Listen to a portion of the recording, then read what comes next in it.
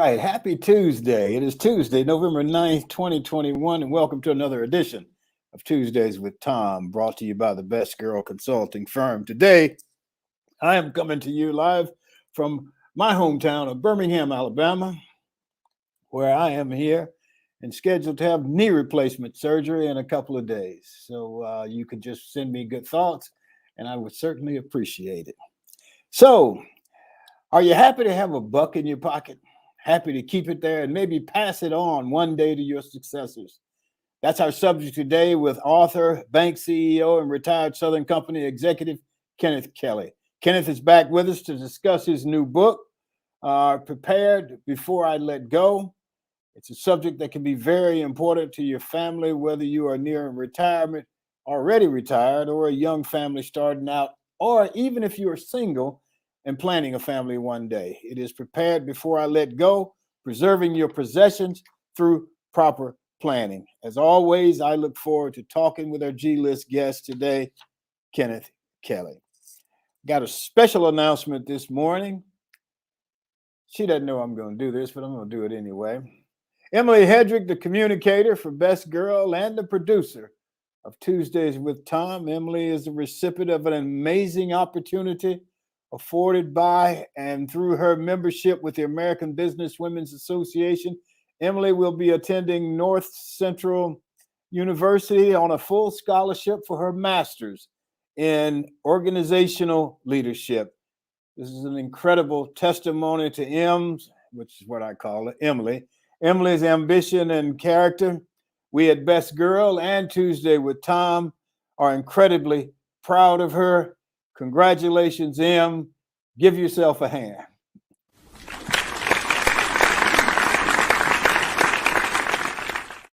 Right. All right. As always, I look forward to talking with our G-List guest today, Kenneth Kelly. The G-List is sponsored by Mainstream Financial. The G-List is sponsored by Mainstream Financial Group. Mainstream Financial brings financial vision and clarity to your retirement talks. Talk to the folks at Mainstream Financial. Don't let your money run out before you do. This edition of Tuesday of Thom, of course, is sponsored by our partners, the Best Girl Consulting Firm. Best Girl has been providing customized solutions to executive issues for 34 years. So let's do our ad for Best Girl. Best Girl is a consulting firm that provides customized leadership, access and inclusion, public relations, communications, and organizational consulting services. Clients include Fortune 500 companies, utilities, higher education institutions, small businesses, and associations. Best Girl's team of consultants, led by Joyce Gilly-Gossam, Emily Hedrick, and Sean Jones, partners with business and education clients to promote organizational effectiveness, communication, motivation, and leadership, with always an impact on the bottom line. Best Girl's customized consulting services include strategic planning, corporate communication, executive coaching, fundraising, and economic development. Each the solution that fits your needs. So let's get to our roundtable regulars this morning and introduce Barbara Wallace Edwards and Michael Walker. Barbara Wallace Edwards is a Mobile, Alabama native currently living in Birmingham. Barbara, how are you doing this morning? Good morning, Thom. I'm doing well. Stuck in a little traffic this morning, but otherwise I'm doing great. Thank you. Well, you made it here though on time. That was great. Yes, we were gonna find you though. I'm telling you. Yeah, we've talked about that. Not FIND. I was hoping you meant FIND, finding me, like sending a helicopter to pick me up. The producer, that's left up to the producer, so I'll have to ask her when this is over. So what's happening with you, Barbara? First time, I want to say I send out prayers to you and your surgery this week. We're all going to be thinking about you. I'll actually be in Auburn, I think, when you have your surgery, but I'll be back in Birmingham. So if there's anything that we can do for you, please don't hesitate to let us know. I appreciate it. Hopefully everything's going to go well, and we'll be back home on Friday. So we will see, and I'll be ready to start the rehab process. Yes, thank you. And congratulations to Emily. I'm so proud of her and her opportunity to go and get her master's in that scholarship she was awarded. That is absolutely wonderful. And on another note, Tom, I don't know if you heard about the incident that happened in Houston over the weekend. I did. Yeah, that's just so sad. There were 8 people I think that have died as a result of that incident at Astro World, which was, I think it was a 2-day music festival that they ended up having to cancel the second day. And there is a 9-year-old child that's in the hospital in a critical condition. My first thought was, why was a 9-year-old child at this concert? But he was actually with his father, and the father had him on his shoulder. And because of the crowd pushing against the people there, the father was in the front and was passed out. The child fell into the crowd and was trampled on. Well, what happened? What were they doing? What they were pushing towards the stage, Yes, or somebody said something about needles being stuck in people, and maybe they were drugged. There was an incident where a security guard, I know, they said he was actually, someone stuck him in the neck with a needle, and it ended up being meth in the needle or something, and he passed out, and he was trying to control the crowd. And I don't know if it happened with more than one security guard or not, but that particular one, he was attacked and stuck with the needle, and had to receive the Narcan, some type of medication to bring him back. And so it was terrible. They showed a video, Tom, where people just destroyed the VIP entrance into the gates, and just they stormed it, and they should have stopped it at that point. I mean, I don't even understand why the people who produced the show or sponsored the show didn't just stop it at that point, because it was just an incident waiting to happen. Yeah, I don't understand. How many people were there? I don't know the actual numbers. I think it may have been over 100,000 or something. I think I heard. I saw that one of the acts was that 50,000. Emily says. Okay. Wow. Well, no wonder, man. Yes. Wow. And one of the acts was that Travis guy, and I don't know who the other acts were. I think Drake may have been there, and I don't know who the other acts were, but it happened. This particular incident happened during the Travis Scott part of the concert. And there were people, they showed videos of people coming on stage trying to get the camera people, telling them, you have to stop this. People are dying down there. And they were pushing them back because they couldn't hear what they were saying. And it was just terrible to think of something like that happening. And your children leave home to go to a concert. And at a concert. Right. Yeah. So our prayers are with those individuals and their families. It's just a sad situation. Way back when I was in college, we went to a war concert in Columbus, Georgia. And when the band came out and everybody was sitting in the stands. It was a football stadium. And when the band came out on the stage, everybody got excited, and the band was excited, and the band was telling people to come on down to the stage. And we all jumped up and ran and jumped the fence and ran down to the stage and had our blankets, and we all set up. We were going to sit down there and enjoy the concert. And this guy walked up to me and he said, "Hey, man, I think these are your keys. They fell out of your pocket when you jumped the fence." Wow. So I might have still been in Columbus. Let's get Michael Walker on here. Okay. Michael, good morning. How are you this morning? I am doing well, Tom. I hope you and Barbara both are doing well today. What's going on in Atlanta, Georgia?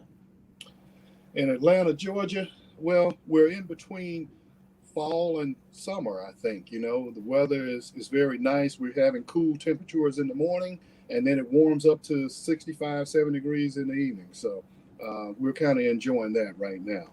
Yeah, yesterday was like that. It was so cool in the morning, and then in the afternoon, boy, it was just beautiful, Yeah. And so what's going on in your world, Michael? Well, I'd like to call the attention to our listeners.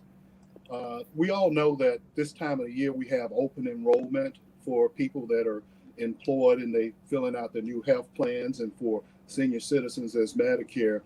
The FBI is warning people, along with the Better Business Bureau, that if you are contacted just out of the blue by someone offering to help you enroll for free services, be very careful, because it's scammers. What they're doing now is calling and impersonating that they represent the federal government or they represent certain insurance carriers, and they're offering to help move you to a better plan that'll give you free services or what have you. And what they're doing is doing that to get your personal information. And some people are ending up with illegitimate health insurance bills where they're being charged for health insurance bills where they didn't get the service. So they're saying if you get a bill from your insurance carrier and you know that you did not get that service or treatment, that you need to file a complaint with your insurance department, with the Federal Trade Commission, because your personal identity has been stolen, or even contact the local authorities regarding that, your attorney general in the state. Well, the scammers are really good these days. I mean, they can put together a case that makes you feel like, well, you know this, you haven't done this, but it's so close to your reality, you start to question yourself and stuff. And but some of them are ridiculous.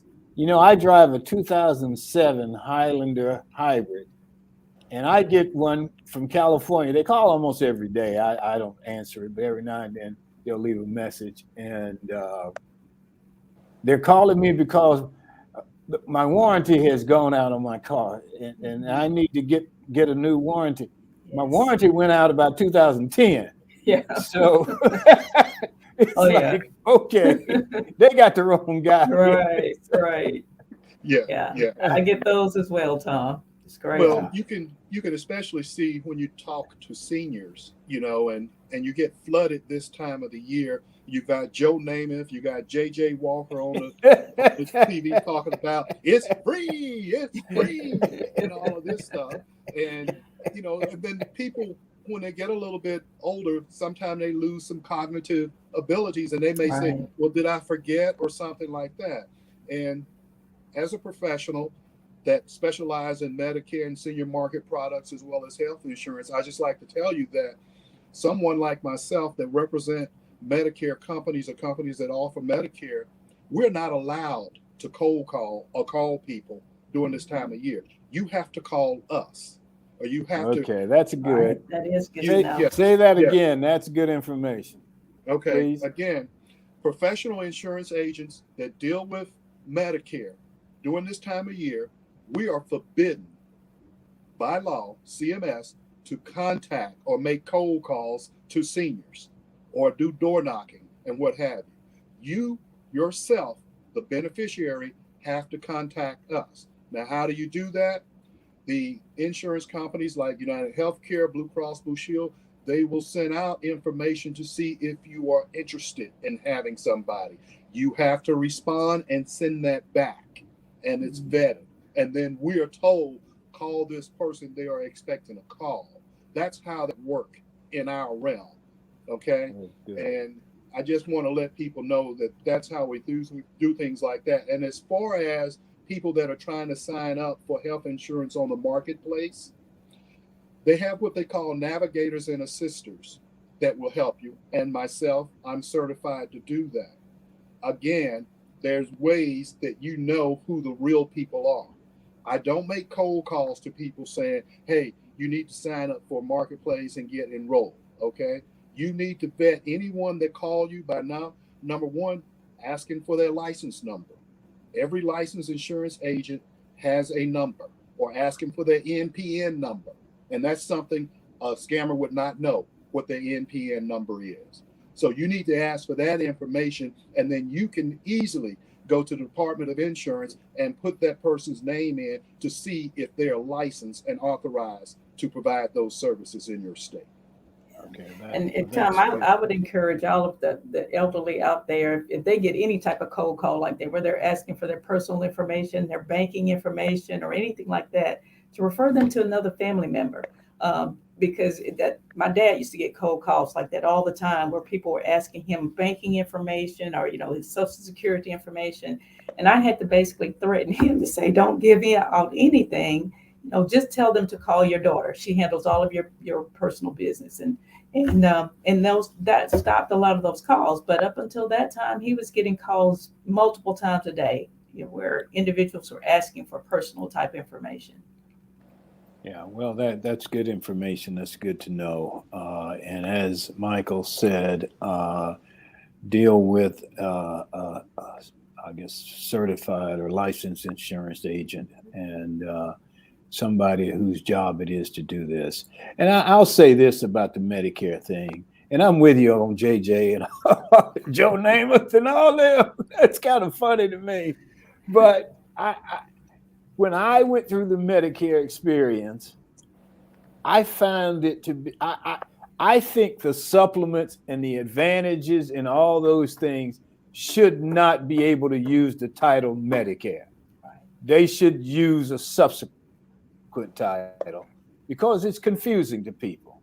And if you're dealing with seniors, you're probably getting them in their most vulnerable. And it could be a lot easier if it was a clear difference between Medicare and then the supplements and the advantage programs. So that's my opinion, how I see it. I think it's a little bit confusing. Okay. One other thing, Thom, before we move on, if you will, I'd like to let our listeners know in Alabama that the Biden proposal that was just passed, it could help 340,000 low-income Alabamians get insurance, because Alabama was one of those few states that did not expand Medicaid and create their own state insurance exchange. Well, with the recent bill, the $1.75 trillion Build Back Better plan, it will provide some additional funding for those people that, and the former Senator Doug Jones, he calls it the Medicaid gap plan, meaning what that means primarily is Alabama did not expand for Medicaid, and people say that's making $22,000 a year. They make too much money to qualify for Medicaid, but they do not make enough money to afford health care insurance on the marketplace. So they're trapped right there. And so this new bill that was just proposed and signed, it would help support and provide access to health care for about 340,000 Alabamians. Okay, and you say Alabamians, but there were other states that didn't as well. Can you rattle off some of those? Would you have that at the top of your head? Well, I know Georgia is one of them that did not do that. Okay. If I'm not mistaken, I think Georgia, probably Mississippi, maybe. But the usual suspects, it sounds like. Well, yes, but I know for sure Georgia did not expand Medicaid, and that's something that the governor is trying to do. He has a new program called the 1332 Waiver Reinsurance Program. By the way, yours truly helped educate him on that, and he is trying to get that passed. He's running into a few stumbling blocks because he was trying to do it without doing an exchange. So there's a little hiccup there, but under his plan, he would expand Medicaid in Georgia. Now, there are people that are saying he's not going far enough to do it, but sometimes when you don't have something, like they tell you when you're a child, you got to crawl before you walk. And I think that's what he's trying to do. But Georgia is trying to do that through the governor's new initiative. But I know for certain that Georgia was one of the states that didn't do it. Well, sometimes 50% of something is better than 100% of nothing. That's so true. Barbara, you got anything else?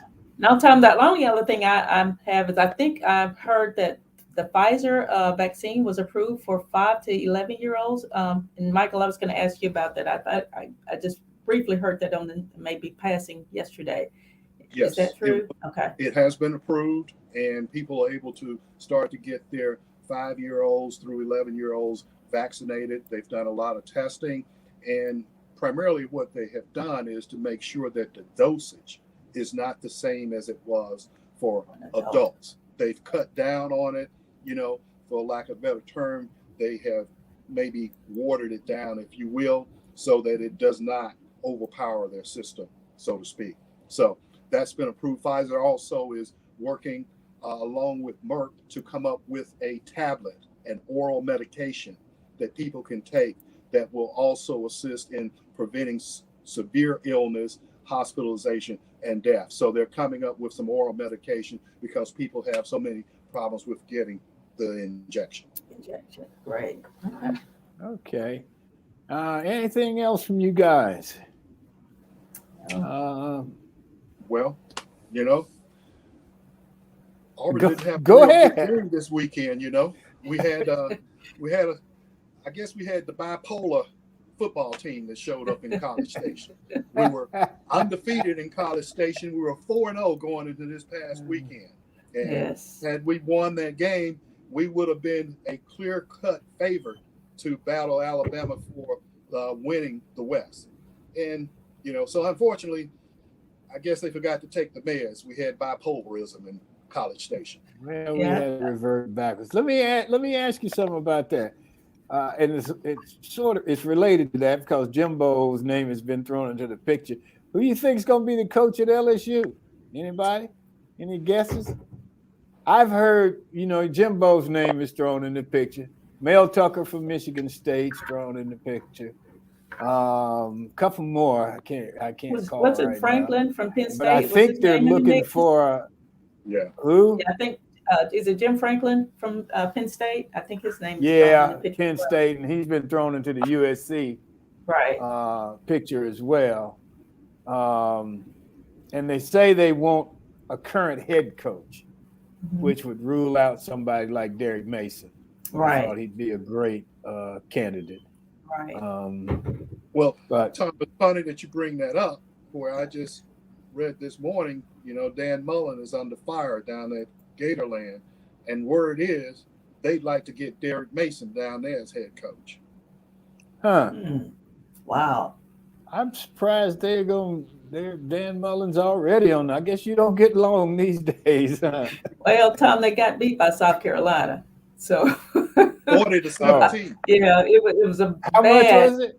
What was it? 40-17. Yeah, oh my goodness! Difference, I think. So that was. Hey, Barbara. I guess that makes Antley Lamont stay. I guess that makes him happy. He's commenting all over the place this morning. Yeah, I was going to say Antley's already challenging you and I to make sure we're at that game next week. But Florida was favored by 20 points in this game, and they lost by 23. What happened to them? I don't know. Where did they play? Their defensive coordinator was fired on Sunday. Yes. Where did they play? Did they play at home Columbia. Or South Carolina? Columbia. I'm sorry. They played South Carolina. Yes. Yeah. Wow. Man, they don't give you much these days. 1 or 2 seasons and you ain't doing what they want you. Except Gus. Gus got 8 years, didn't he? Gus has 9 lives, I think. I'm not gonna get Michael started on Gus. Please don't. Every now and then we just like to throw a little fuel to the fire. I think you'd like to see Michael upset. And Antley says congratulations. So just throw that in there as well. Congratulations, Emily. Antley says. You probably read it though already. Anyway, let's move on. Let's go to the G List. The G List is where everybody is a star. The G List is sponsored by Mainstream Financial Group. Let's hear from Mainstream. Mainstream Financial Group provides financial services for both individuals and businesses. Mainstream's mission is to understand the unique needs of every client and work closely with you, assembling a team to develop and manage your resources to help you accomplish your defined financial goals. Mainstream's financial professionals will provide you with a complimentary, no obligation financial review. Now, these professionals can then offer you custom advice to mend together the pieces of your financial life and come up with a plan that is truly comprehensive. Mainstream Financial assists retirees and those close to retirement in planning for a secure retirement so not to run out of money during your lifetime. You can take advantage of opportunities with tailored advice and the resources to act on it. Mainstream Financial Group, www.mainstreamfg.com, 205-324-0589. Financial vision and clarity. It's Mainstream Financial Group. Look them up. You'll be glad you did. So let's get to our G list for today. Our G list guest. Remember, Hollywood has the A list, and here on Tuesdays with Thom, we have the G list, where everybody is a star. And today's G list guest is Kenneth Kelly. Kenneth Kelly is chairman and CEO of Detroit-based First Independent Bank and a nationally recognized authority on federal banking policy. He was inducted into the state of Alabama's Engineering Hall of Fame, following a 27 career with the Southern Company, a major utilities firm. And Kenneth says, because too many of us, rich, poor, and middle class, don't make preparation to pass on our possessions to loved ones after we're gone, he has written an easy-to-read book. Antley, you hear that, don't you? An easy-to-read book that explains, that's for South Carolina, that explains how to kickstart and complete a workable plan. It's called Prepared Before I Let Go, Preserving Your Possessions Through Proper Planning. It uses down-to-earth language and offers examples of good and bad planning by celebrities and everyday folks.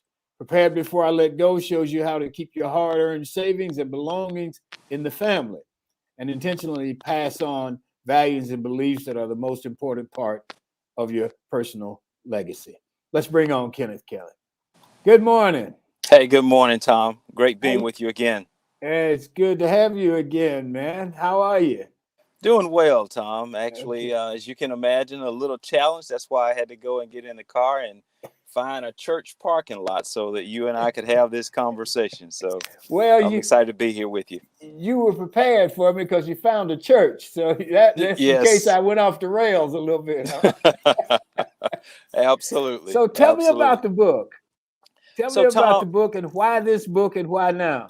Yeah, Thom, I would tell you, we talk a lot about the wealth gap and we talk about disparities along racial lines in this country. And the more I thought about it, the more I began to recognize that we have a tremendous opportunity to really close a gap because we let a lot of what I call water run out of the tub. We have seen where African Americans used to own 10 million acres of land in this country, and but for taxes and other air property, etc., we're down to about 2 million, if I recall that number correctly. And so what I recognize is you look at cities like Chicago has the highest number of probate cases in the country, Cook County, that is. And we know the demographics of Chicago. We see the same in Wayne County. And so we believe that we could really change the narrative for everyone, one family at a time, just talking about the need to have a will. This has been taboo in our culture. Many of us do not want to talk about our death. I will tell you, in my 2 years of writing this book, I had to mature to the point of recognizing that, yes, I will be here and I can't put it off to a if it happens. It is truly a when it will happen. And so I wanted to be a little bit of an ambassador and become really a champion for talking about this because it's a reality in our culture. And you see the demise of individuals like A.J. Johnson, the gentleman who played Ezel in Friday, his wife having to do a GoFundMe to bury him. We can do better in our community. And this is not to pick on anyone that I've written about or anyone that I speak about, but to use these as cases and case studies for us to begin to change behavior in our culture. Okay. You talked about, and I think you mentioned this in the book, you're not just talking about people who have an overabundance of funds. You're talking about people who go to work every day. And maybe they get paid by the hour, maybe they get a salary or whatever, but they should still go through this planning process. Absolutely, Tom. This is, the High Line is about some of the celebrity names we all know, but what you will find in the book is we write about everyday working families too, blue collar families, the individuals who carry a lunch pail. One example in the book includes a school teacher, worked all of her life, paid for a house. She didn't have a will. Her estate, if you had to say, went through probate process. Each of the kids ended up with about $10,000, and I'm using rough numbers. The actual house was flipped and sold for almost $200,000. Now, the point is, even if they didn't have the money to invest and upgrade the house, they probably still would have had well over $100,000 that they could have split between the two children versus watching the attorneys.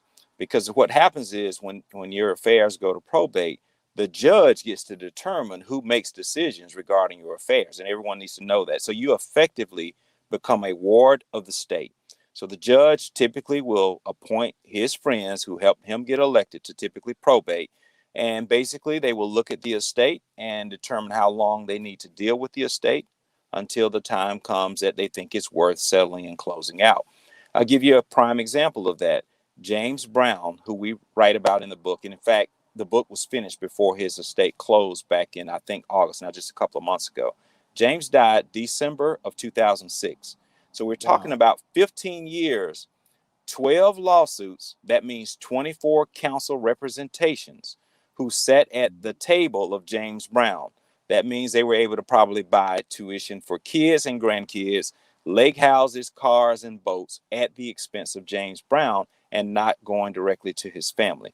Now, he probably had a very challenging case to deal with, to have 12 different lawsuits.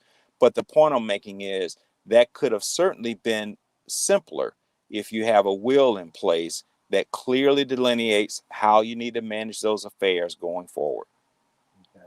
And of course, I've read a couple of books about James Brown, and I don't guess they included that $250,000 he kept in the suitcase under his bed. Well, that's probably not. But you know what? Someone might have sued on it. And I hadn't looked up all the cases, but I know that there were 12 lawsuits. So they probably tried to wrangle around every piece of property that he owned in that process. Yeah. And that becomes the case when you, again, don't have those things clearly laid out. And another example. Go ahead. Yeah, another example of that is Prince right now. And so, Prince unfortunately died without a will. The attorneys at the time that I documented it, this has been about a year plus now, had basically charged his estate $10 million. They basically said also that Prince's estate will not settle for another decade. Again, the attorneys will manage through that, and those are funds that, again, don't get the opportunity to go directly to his family members. And so this is a very important issue. We see it also happen with, families in specifically where there is a second marriage. We've seen individuals who would have the first wife on the official documents when they retire, and the current wife, it doesn't matter if it's 10 years, 20 years, or 30 years, will not have access to the benefits associated with the individual's pension. And so this is a very complicated issue that we deal with in silence because it's typically very embarrassing, Tom. But the point I want to make is we not only wrote about it and talked about the legacy piece, the philosophical piece, we also developed a platform where you can go for $49 a year and basically document all of the things that you need to document regarding your affairs. Good deal. Let's get Michael and Barbara on, and I'm sure they've got some questions as we go ahead. Barbara? Good morning, Kenneth. How are you? Hey, Barbara. Great seeing you, Barbara. Thank you. Good to see you as well. Your book is so timely. Thank you so much for doing this. And I want to ask, has there been any thought to developing this into a curriculum that can be utilized in colleges and universities? Because it's never too early to start this process.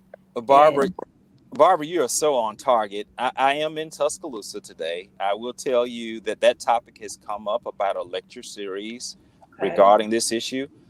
We have had some conversations with someone in the HBCU community that has a strong interest in talking about this. And let me give you a prime example, and I'm going to raise my hand. My affairs aren't perfect, so let me be clear about that. I'm human too. But let me give you an example of a topic that we all need to talk about. when a child turns 18 years old, they are legally grown. Yes. That means if they have a car accident and is incapacitated, even though they are dependent on you and you file them on tax returns, you may not have the ability to decide what needs to happen with them under their medical care. Part of the platform we have is a healthcare directive, and as some would call it more commonly, a living will. What do you want to have happen if you're incapacitated, or who do you want to make that decision? At 18 years old, a parent does not have that ability to do that, and it could actually go to court, and in many cases it has. So we just need to be very cognizant of some of these responsibilities and the legalities associated with this. And so, to your point, Barbara, the platform that I have should cover basically every college age student, because you need to have a living will, regardless of not having possessions that you can pass on to someone, just to ensure that you've entrusted someone with the ability to make that decision on your behalf. Yes, that's wonderful. I would say develop the curriculum and do a worldwide tour, because again, not just targeted to a particular area of the country, but I mean, this is something that everyone needs to hear and know about. Well, and the statistics in the book tells a story, and some of these will be, you get them from different places, but basically you have in America now only 60% of people at the age of 65 and above will have a will, and that is the high saturation point. Right. When you come down the demographic, particularly in the African American community, you're talking about 40%, and in a lot of cases 30ish%, 1 in 3. And so you can only imagine, we've all been to funerals, and there's always an episode associated with that funeral because of issues that may not have been taken care of. And I'm not saying that's prevalent, but it's happened more than it should. And so what we are doing is really trying to create a ministry around this topic to really alleviate the grieving process, because it's always tough enough to lose someone. But to have to do it and deal with the distress associated with the affairs makes it even more challenging. Absolutely. And one of the things that my financial advisor always tells me that, go ahead, Tom, I'm sorry, go ahead. You cut out, Barbara. No, I was saying, go ahead. No, I was just saying you were cutting out. Yeah, I was just going to ask Kenneth. He said he was in Tuscaloosa, and they were talking about a lecture series. Where is that, at Stillman? Everybody's frozen. We're not frozen. No, we're not frozen. It looks like everybody's frozen. You just have a speechless, Thom.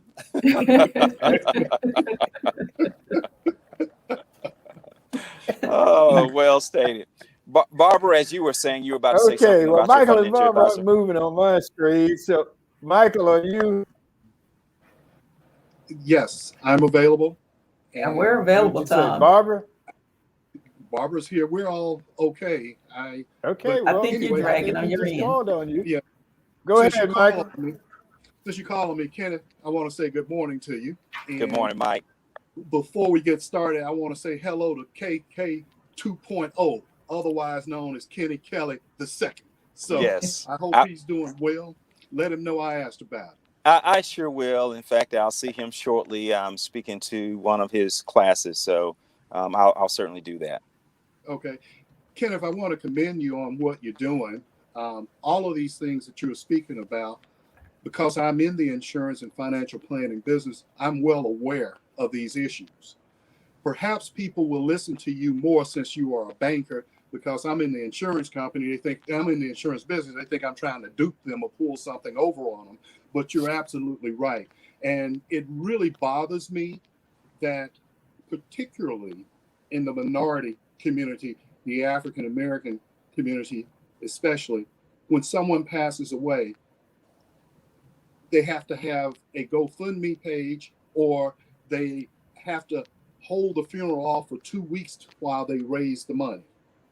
And if they were just go get a simple life insurance policy to cover those final expenses, that could alleviate a lot of headache and aggravation during the time that they should be mourning and having pleasant memories of their loved one.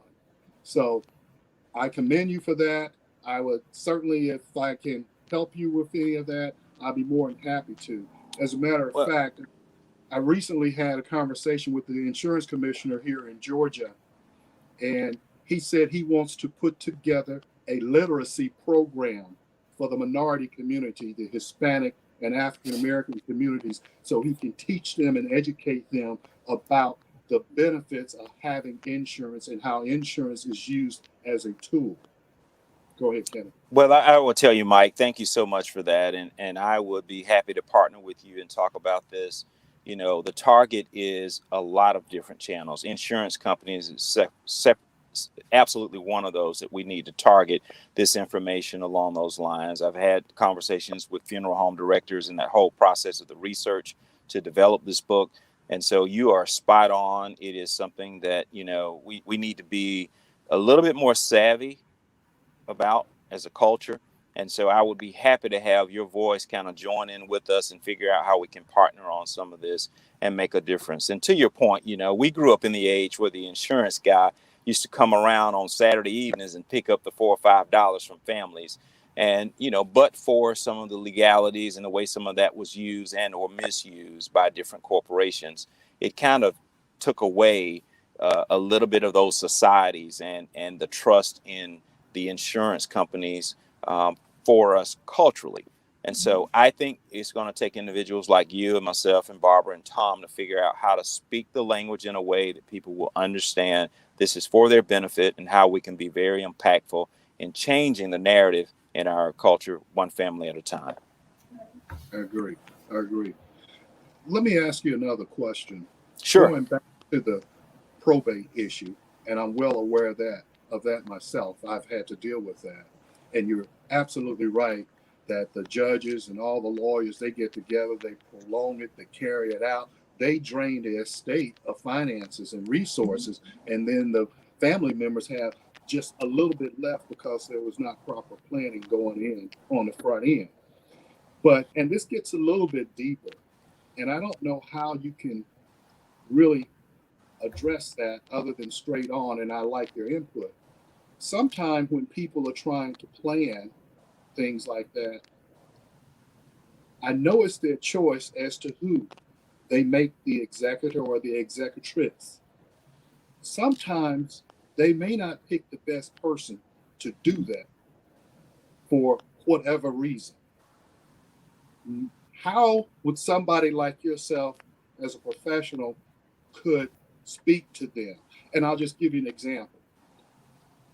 The person that's doing this, they may decide, well, I'm going to leave my youngest child in charge of this, but the youngest child may not be adept and savvy and have the experience to carry out that. And maybe an older child may be more accomplished because they've been exposed in the business world. So then that person picks that younger child because they feel like the younger child never lived up to expectations, and this is a way to give them up. And then they screw the whole thing up. How do you combat that? Yeah, that's the reality. And you've seen it in families. The fact that you're talking about it, I've seen it also take place. But, you know, again, this goes back to our maturity and being able to recognize our demise will come and what do we really want to have happen. It is not about trying to play favorites or trying to play catch up. Sometimes you have to treat it almost like a business and make a decision on, you know, if I want to maximize the situation, who's going to be best positioned to do that? That doesn't mean they have to inherit it. You just want to be sure someone is capable of managing it. And I will tell you, my advice to your topical question was that, one, you can appoint someone to be your executor and they can have limited power to empower someone else to do it. So if you trust someone, put them in charge of the trust associated with it, but ensure they hire a professional to manage the affairs at a certain level is the way that I would respond to that. Okay, good. It looks like Thom is having some technical difficulties, so we'll continue. Barbara, you have another question? Go ahead. Yeah, I do. Kenneth, you talked about the importance of having a will, and so even if someone has a will, how often would you recommend that they go back and review those wills and update them? Because, you know, some people have one and, you know, it's 25 years old. It's probably outdated by now. What would Well, your recommendation be? well, that happens quite often, Barbara. And let me give you the example of an icon that I write about in the book, John Singleton. We all know John. He wrote and directed Boys in the Hood. And John had a will from the 1990s.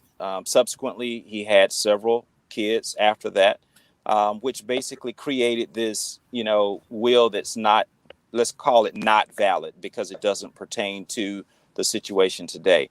I would say, on average, one of the reasons we developed this platform and one of the reasons we created more of a subscription was to say your life will change often enough that you need to look at this. So we have it yearly for that reason.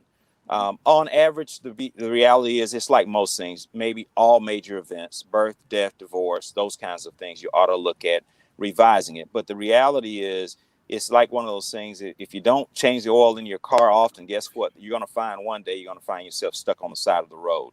So we believe, and what we're trying to do is, one, heighten the awareness of this, Barbara, and say if you're going to do it, you can do it at a very low cost, very affordable, less than a cell phone for a month, $49 a year per year. And we can do this in such a manner that all you have to do is pay attention to the things that you need to do. Let me talk a little bit about the platform. One, if you own a home and it's on Zillow, it will pick that home value up and automatically be in your estate. So you don't have to worry about, chasing what's the value of the house. You can upload your deed associated with that home or the loans associated with that home, and it's there in an electronic filing box. All of your bank accounts can be pulled in just like they can in managing a money platform or TurboTax. And so when someone upon your demise come to handle your affairs, everything can be in one electronic place. Right. And so you don't have to go chase, like many of us, the treasure hunt of looking through mama's shoebox, looking right. through grandpa's chest of drawers to figure out where things are. We are trying to create an electronic safe deposit box where everything can be. And in addition, what we created was a platform that you can leave a last word video that you want shown that could be a place for storage to your loved ones or to individuals individually in that location. So all of that can be done for $49.95 per year. And how do they access that platform? What is it called? Yes, I specifically named it this, Barbara. It is mylegacyitems.com. Okay. So every one of us have a legacy, and all of us will have some form of items. mylegacyitems.com. Right. Hey, Kenneth, I think this is great information.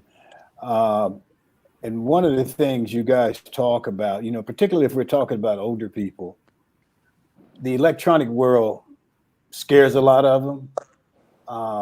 Perhaps a simpler or another way of doing this is to talk about how to take care of your family. Everybody wants to take care of their family. Everybody wants to take care of their kids. They may not understand the electronic world, but they understand how to take care and how to leave something for your kids. And so perhaps that's just another way of getting that message over to some of the people. Let me ask you before we have to get off. Sure. Where do they get the book? Tell us about where the book's available and the name again. And I got to ask you about the cover, but go ahead and tell us about the book. Certainly. So you can get the book on Amazon.com. It's under Kenneth Kelly, Prepared Before I Let Go. You can find it there on Amazon. And also the My Legacy Items, it has its own separate website. It's called mylegacyitems.com for the subscription service. Okay. I think Antley just said that he needs that book. Certainly. So back to the cover, Thom. So the inside of the cover, if you look at it, and I don't know if you have a picture of it, but it's from a little bit over a year ago. We were there at Mardi Gras. And I was the Grand Marshal of Mardi Gras in Mobile, Alabama last year in 2020. And that picture just jumped out at me because the photographer had us looking across across the bow of the camera, like looking out into the future. And the one thing I did shade myself out because I wanted to reflect that I'm comfortable with knowing that I may not be in color with my family going forward. So that picture you see is really the essence of a family looking into the future, but knowing that one of those members may not be there. And that's the essence of what you see on that cover. Okay, that's a great picture. I was hoping that we could put that picture up. I guess we can't. Okay. So thank you so much, Kenneth. We appreciate it. It's always good to talk with you, and we'll be back in touch. Thank you, man. Absolutely. War Eagle, I plan to hopefully see you all on the plane soon. Thom, wish you the best with the surgery and Thank you, look man. forward to seeing you on the planes. You all Okay. take care. Let's Bye give now. him a There you go. hand.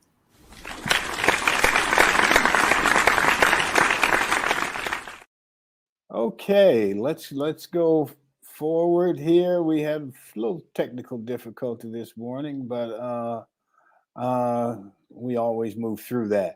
So my closing commentary, or as I see it, Kenneth's legacy lessons are very important, particularly for those of us who have had our parents pass. It looks dealing with your financial legacy square in the face, and maybe dealing with issues you don't necessarily want to have to deal with. My great-grandfather owned acres of land in Elmore County, Alabama, because of a lack of planning and taking care of what needed to be taken care of. And of course, Jim Crow laws, he lost it all. Very little of it was actually passed on. I lost my dad this past summer, and because he was left out of his grandfather's financial legacy, Daddy wanted to make sure his offspring were taken care of as best he could. He didn't have a whole lot, but he took care of his obligations and his legacy through insurance, as Michael promotes, and his fully paid for home. If you're unsure about your financial legacy, grab a copy of Kenneth's book, Prepared Before I Let Go, Preserving Your Possessions Through Proper Planning. And that is how I see it for this Tuesday, November 2nd, 2021. That's our show for today. I want to thank the audience. We appreciate you. We want to thank Michael and Barbara. We want to thank our G-List guest, Kenneth Kelly. Upcoming G-List guests on TWT are Byron Franklin, Kai Stevens, and as we get into the holidays, a special Thanksgiving show, and of course, Santa Claus for Christmas. So I want to thank our sponsors, Best Girl Inc., Mainstream Financial Group. You know somebody you think would be a good guest for TWT, please refer them to us at Thom@bestgirl.com or Emily@bestgirl.com. We want to thank Emily, the communicator, our producer, and congratulate her once again on her scholarship. We want to thank Sean Jones, the organizer. Remember to enjoy yourself. Make every day count. Stay safe and peace.